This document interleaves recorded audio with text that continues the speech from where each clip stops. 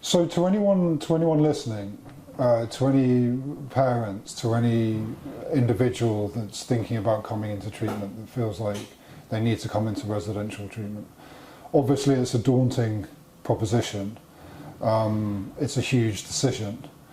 How would you help a person make that choice or make that decision about coming into treatment?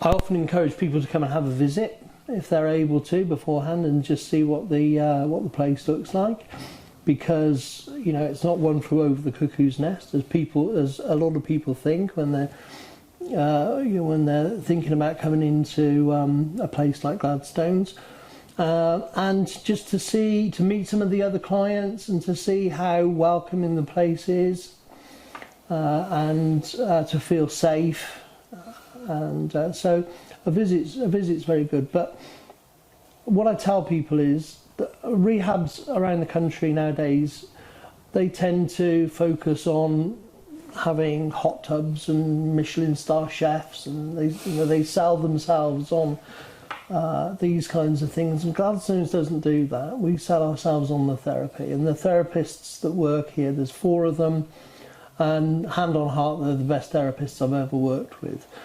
They're all different ages, different backgrounds. Some of them are in recovery, different approaches, different personalities. There will be one of those 4 therapists that you really resonate with, and clients are allocated a lead therapist that works with them on a one-to-one basis. They also get a key worker who works with them on some of the practical issues about how to maintain sobriety, recovery once you move on from Gladstones.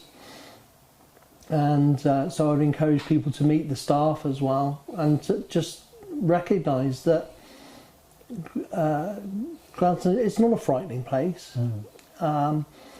Most of the staff are in recovery themselves. A lot of them are in recovery having been through Gladstones themselves, which in itself is a really good indicator. And it's got a family feel. It's a safe, welcoming environment where there's a really good therapeutic community in which you can express yourself and talk about things that maybe you've never talked about before.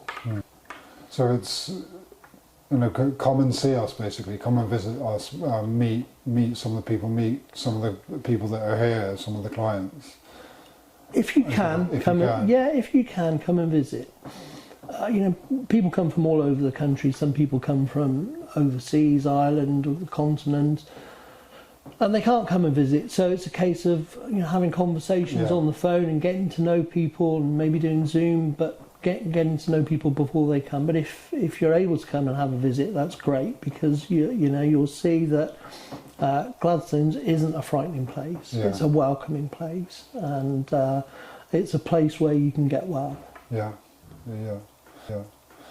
And in terms of the process, so if a person were to come and visit, or they make contact with someone, they have questions, could you help me understand kind of what the process is? What are the stages from a person being interested, feeling like they might need treatment, or a loved one inquiring on behalf of another person? What's the process involved? Well, the first person you're likely to speak to is our admissions manager, Tiffany, who's in recovery herself, who's very reassuring, very, very professional. And then you'll probably, sometime during the course of your inquiries, get to speak to me as well. And it's a process of getting to know each other. We want to know what your needs are.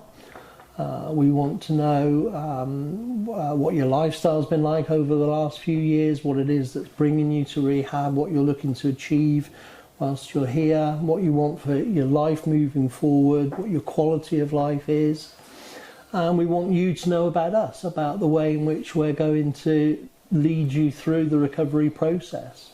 It may be that people require medically assisted detox, which we can facilitate here. But also, I like to talk to people about what the therapy entails. Most of the therapy is done in groups. the great thing about Gladstones is it's a very small place. The groups might be 6, 7, 8 people.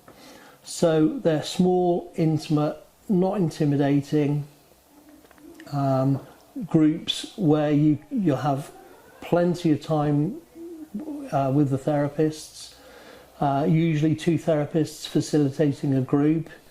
And that's where the magic happens. It's a case of sharing your experiences, listening to other people's experiences, identifying with other people, hearing their stories and recognising yourself in their stories, hearing about the consequences of your behaviours, the consequences of your addiction, how it affects families.